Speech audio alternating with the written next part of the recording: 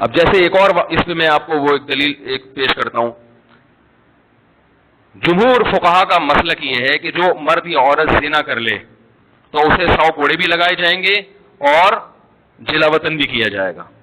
اور اس بارے میں صحیح حدیث ہے البکر بالبکری جلد 100 وتغریب عام.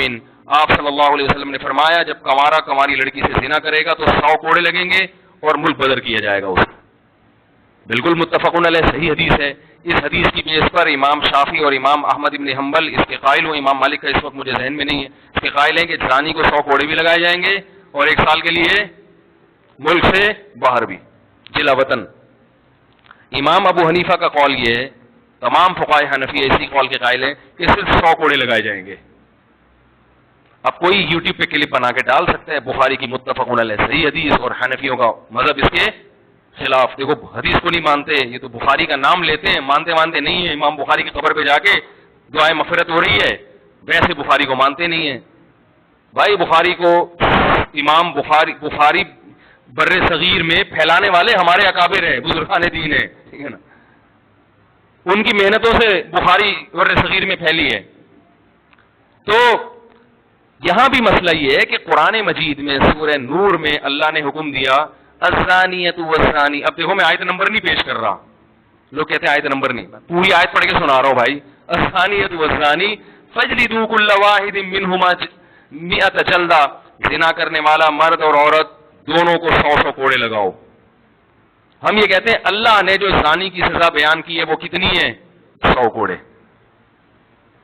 تو جتنی اللہ نے بیان کر دی اس میں اضافہ نہیں ہو سکتا.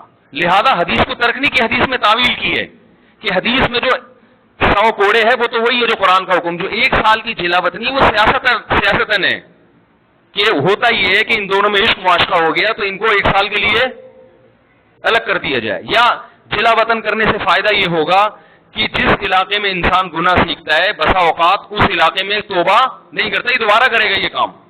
تو اگر حاکم وقت سمجھتا ہے کہ اس کو اس علاقے سے جلا وطن کیا جانا بہتر ہے تو یقیناً کرے, اسی حدیث پر عمل کرے. لیکن اگر وہ یہ سمجھتا ہے کہ ان کو جلا وطن کرنے سے فائدے کے بجائے نقصان ہوگا تو پھر وہ جلا وطن نہیں کرے گا. پھر اس میں حدیث کی مخالفت نہیں ہے, اس لیے نہیں ہے کہ حدیث اس کو شامل ہی نہیں ہے. حدیث صرف ان لوگوں کو شامل ہے جن کو جلا وطن کرنے میں فائدہ ہو رہا ہو. تو یہ حدیث کی مخالفت نہیں ہو رہی ہے. اور وہ یہ بیان کرتے ہیں بسا اوقات جب کسی کو جلا وطن کر دیا جائے خاص طور پہ عورت کو تو اس کے پاس کمانے کا کوئی ذریعہ نہیں رہتا, وہ پھر زنا ہی کو پیشہ بنائے گی. اس میں تو بالکل مصلحت کے خلاف ہے کہ اس کو آپ جلا وطن کر دیں. اب اسی بیس پر حنفیہ کو اہل رائے بھی کہا گیا کہ یہ رائے کو دخل, بھائی یہ رائے قرآن و حدیث کو سمجھنے میں ہے, قرآن حدیث کی مخالفت میں نہیں ہے. کہتے ہیں ان کو تو اہل رائے کہتے ہیں, اہل رائے کہتے ہیں. تو اہل رائے کا مطلب سینس استعمال کرتے ہیں قرآن و حدیث کو سمجھنے میں. میں سمجھا پا رہا ہوں اپنی بات؟ تو اتنا کو ایک مثال دے کر پھر بس آگے چلتا ہوں. اتنا قرآن کے الفاظ کی رعایت کی ہے. یہاں ایک کوئی اشکال یہ کر سکتا ہے کہ حدیث قرآن ہی کی تو تشریح ہے, تو یہاں جب حدیث کو نہیں لیا تو اس کا مطلب قرآن کو بھی نہیں لیا. بھائی تشریح ہے جب قرآن کی آیت میں ابہام ہو, اجمال ہو. جہاں قرآن کی آیت میں اجمال ہے نا, یہ ابہام ہے, سمجھ میں نہیں آ رہا, وہاں حدیث کو لیا ہے. اور وہاں پھر امام حنیفہ نے ضعیف حدیث کو بھی لیا ہے. بات آ رہی ہے سمجھ میں؟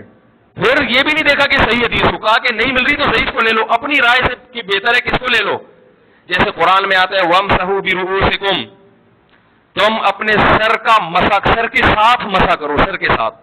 تو ساتھ کا لفظ بتا رہا ہے کہ پورے سر کا مسح کرنا واجب نہیں ہے, کچھ حصہ ہے. اب کچھ حصہ کیا ہے اس کو قرآن ڈیفائن نہیں کر رہا. اب بھائی کتنی مقدار, جب تک پورے سر کا تو ثابت ہو رہا ہے کہ نہیں ہے, اب کتنی مقدار ہے اس کے بارے میں کوئی نہ حدیث ملتی ہے نہ قرآن کی آیت ملتی ہے, تو کچھ بھی نہیں مل رہا. اب اپنی رائے سے کہتے ہیں کہ 1/3 2/3, اپنی رائے اس وقت استعمال کی جائے گی جب قرآن و حدیث میں دور دور تک کوئی اشارہ بھی نہ مل رہا ہو. تو امام صاحب کہتے ہیں اشارہ مل رہا ہے. وہ اشارہ کیا ہے؟ حدیث میں آتا ہے کہ مغیرہ ابن شعبہ رضی اللہ تعالیٰ عنہ فرماتے ہیں ان نبی صلی اللہ علیہ وسلم اتى سباطة قوم فبال وتوضأ ومسح على ناصيته. آپ صلی اللہ علیہ وسلم ایک جگہ تشریف لے گئے, وہاں آپ نے پیشاب فرمایا اور وضو کیا اور اپنی پیشانی پر مسح کیا آپ نے. کس پر مسح کیا؟ پیشانی پر. اب اس حدیث کی بیس پر امام احمد بن حنبل کہتے ہیں پگڑی اگر پیشانی پر ہو نا, وہ پگڑی بھی تھی, تو یہ بھی مسح کافی ہے. اور بعض فقہا اس کے قائل ہیں, یعنی حدیث کے ظاہر کو لیا. امام صاحب کہتے ہیں قرآن کیا کہہ رہا ہے؟ سر کا مسح ہوگا, پیشانی نہیں. تو حدیث میں انہوں نے تعویل کی کہ یہاں پیشانی سے مراد پیشانی کے بقدر, کیونکہ بعض دفعہ مضاف کو حذف کر دیا جاتا ہے کلام میں. آپ کہتے ہیں میری گاڑی پنچر ہو گئی ہے, تو گاڑی کا ٹائر پنچر ہوا ہوتا ہے. آپ کہتے ہیں میں 3 پلیٹیں کھا گیا, حالانکہ پلیٹیں نہیں کھائی ہوتی, پلیٹ کے اندر جو بریانی ہوتی وہ کھائی ہوتی, آپ نے شارٹ کٹ میں پلیٹ کو کیا کر دیا؟ حذف. تو ہم کہتے ہیں کہ راوی نے اصل میں یہ بتانا چاہ رہا تھا مقدار ناسیہ پر مسح کیے. مقدار کا لفظ راوی گول کر گیا کہ بھئی سب سمجھ جائیں گے. تو مقدار ناسیہ 1/4 بنتا ہے, تو انہوں نے کہا کم از کم 1/4 سر کا مسح کیا ہے؟ ضروری ہے. اب کوئی پاگل اٹھ کے بولے کہاں سے نکالا 1/4 مسح, کہاں سے نکالا؟ بھائی پورا تمیز سے بیٹھ کے آمنے سامنے بات کرو گے تو ہم بتائیں گے یہاں سے نکالا. صحیح ہے نا. ایک دفعہ میرا جماعت المسلمین سے کوئی بحث ہو رہی تھی, انہوں نے کہا یہ جو امام حنیفہ نے نکالا ہے مسئلہ حنفیوں نے کہ 1 درہم جو ہے نا جو ہتھیلی کی کھائی, اس کے بقدر نجاست جب تک اتنی نہیں پھیلے گی تو کپڑا ناپاک نہیں ہوگا, اس سے کم نجاست کیا ہے؟ پاک ہے. 1-2 قطرے اگر پیشاب کے شلوار پہ لگ گئے تو وہ نماز ہو جائے گی. یہ کہاں سے نکالا ہے؟ اور وہ بڑا پروپیگنڈا کر رہے تھے, جماعت المسلمین کے تھے, یہ کہاں سے نکالا؟ قرآن میں تو آتا ہے وَثِيَابَكَ فَطَهِّرْ, اپنے کپڑوں کو پاک رکھیں, بار بار ہے نا قرآن میں. الطہارۃ شطر الایمان, اور لا يقبل اللہ الصلاۃ بغیر طہور, حدیث میں تو آتا ہے طہارت کے بغیر نماز قبول ہی نہیں ہوتی. اور یہ کہاں سے نکال دیا 2 قطرے پاک ہیں, یعنی 2 قطرے لگے ہوئے ہوں, تھوڑی سی نجاست لگی ہوئی ہو تو نماز کیا ہو جائے گی؟ ہو جائے گی. وہ بڑا پروپیگنڈا کر رہے تھے, 8-10 سال پرانی بات ہے. ہر جگہ دیکھو قرآن کے خلاف ابو حنیفہ کا مسلک, حنفی لوگ امام ابو حنیفہ کی اندھی تقلید کرتے ہیں اور قرآن حدیث کو چھوڑ دیتے ہیں. قرآن میں تو کہیں نہیں ہے, تو وہ مجھے کہیں ہم چلے گئے, ان کی کوئی کمبختی تھی یا کیا تھا واللہ عالم.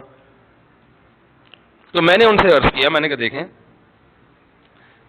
آپ قرآن میں جہاں یہ آتا ہے نا اپنے کپڑوں کو پاک رکھیں, قرآن میں یہ بھی آتا ہے ما جعل علیکم فی الدین من حرج, اللہ نے تمہارے دین میں ذرا بھی تنگی, ذرا بھی کا ترجمہ بھی جو گرامر جانتا ہے وہ کہے گا. من حرجن کا مطلب یہ نہیں کہ اللہ نے تنگی نہیں رکھی, من یہ بھی تاکید کے لیے اور تنوین بھی تقلیل کے لیے. من حرجن ذرا بھی تنگی نہیں رکھی ہے. میں نے کہا ایک حدیث. دوسری بات یہ کہ صحابہ کرام جب استنجا کیا کرتے تھے تو سب کے پاس پانی میسر نہیں تھا, ڈھیلوں سے استنجا ہوا کرتا تھا. جو لوگ پانی سے استنجا کرتے تھے قرآن نے ان کی تعریف کی ہے اس زمانے میں نا کہ پانی سے استنجا کر رہے ہیں, قرآن نے تعریف کی, صفائی پسند لوگ ہیں. صحابہ میں اکثر اس لیے کہ ایسے واش روم نہیں تھے, عرب میں تو پانی کا حصول بہت مشکل تھا. یہ بات تو حدیث سے ثابت ہے کہ نبی صلی اللہ علیہ وسلم نے فرمایا جو استنجا کرنا چاہتا ہے 3 ڈھیلوں سے استنجا کرے. صحیح ہے نا. تو میں نے کہا ڈھیلے سے جب استنجا کرے گا, جو حدیث سے صحیح حدیث سے ثابت ہے جس کو آپ بھی مانتے ہو میں بھی مانتا ہوں کہ پانی سے استنجا ضروری نہیں ہے, تو ڈھیلے سے جب استنجا کرے گا تو نجاست اپنی جگہ سے مکمل صاف نہیں ہوتی. تھوڑے جب آپ نے پیشاب کیا, ڈھیلے سے استنجا کیا, تو کیا وہ جگہ سے مکمل پیشاب زائل ہو گیا ہے؟ مکمل پانی کے استعمال کیے بغیر زائل نہیں ہوتا. تو اب امام صاحب نے کہا کہ قرآن کہہ رہے کہ دین میں تنگی نہیں ہے اور اتنا اپنے جسم کو پاک رکھنا کہ سوئی کے ناکے کے برابر ٹپکا بھی نہ لگے, یہ پریکٹیکلی ممکن نہیں ہے. آ رہی ہے سمجھ میں؟ کہیں بھی جا رہے ہوتے ہیں چھینٹیں لگ جاتی ہیں کچھ نہ کچھ. جب آپ پیشاب کرتے ہیں جو آج کل WC کا سسٹم ہے, کیا یہ کوئی یقین سے کہہ سکتا ہے کہ 1-2 چھینٹیں بھی نہیں لگی ہوں گی؟ کچھ نہ کچھ تو ہوتا ہے. تو میں نے کہا اب وہ کچھ مقدار تو بہرحال مستثنا کرنی پڑے گی جو خاطر میں نہیں ہے.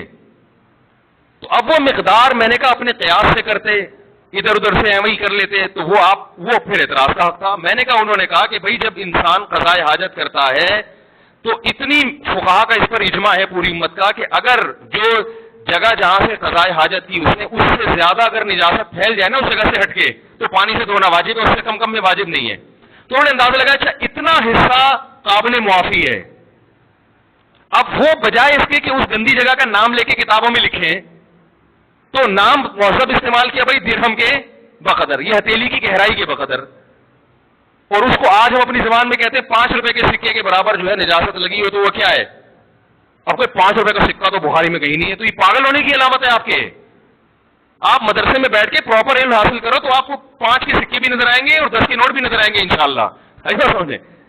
تو انہوں نے یہاں سے نکالا ہے کہ شریعت نے صرف ڈھیلے سے سمجھا کافی سمجھا، حالانکہ وہ جگہ پاک نہیں ہوتی. پتہ چلا اتنی نجاست شریعت میں قابل معافی ہے. تو اس کی تعبیر مہذب انداز سے کی بھائی ہتھیلی کی گہرائی کے بقدر، یا یہ کہ درہم اتنا سا سکہ ہوا کرتا تھا اس کے بقدر. تو میں نے کہا آپ بتا دو اگر یہ دلیل غلط ہے تو پھر آپ بتا دو کتنی نجاست، تھوڑی نجاست معاف ہے، یہ تو پوری امت کا اجماع ہے.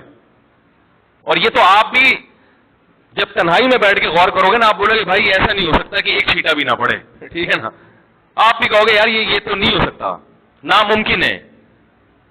تو آپ بھی کچھ نہ کچھ مقدار کو معاف کراؤ گے. میں نے کہا ہم فتویٰ اس کے خلاف دے دیتے ہیں کہ بھائی 1 درہم والی جو انہوں نے مثال دی ہے کہ 1 درہم نجاست لگ جائے تو وہ غلط ہے. تو آپ جو پھر وہ مقدار بتاؤ گے قرآن و حدیث کی روشنی میں ہم اس کو فتویٰ دے دیں گے انشاءاللہ. نہ آپ بتاتے ہو نہ ابو حنیفہ کے بتائے بھی کو صحیح قرار دیتے ہو. اس کا مطلب ہے کہ آپ صرف انگلی توڑنے کے لیے پیدا ہوئے ہو. ٹھیک ہے نا؟ امت کے دلوں میں شکوک و شبہات، وسوسے، فرقواریت، امت کو لڑوانا، اس کے علاوہ آپ کا دنیا میں کوئی کام نہیں ہے. تو ایسے درجنوں مثالیں ہیں، درجنوں. یہ تو میں نے چند دی ہیں. تو اس لیے اس پروپیگنڈے سے متاثر ہونے کی چندہ ضرورت نہیں ہے.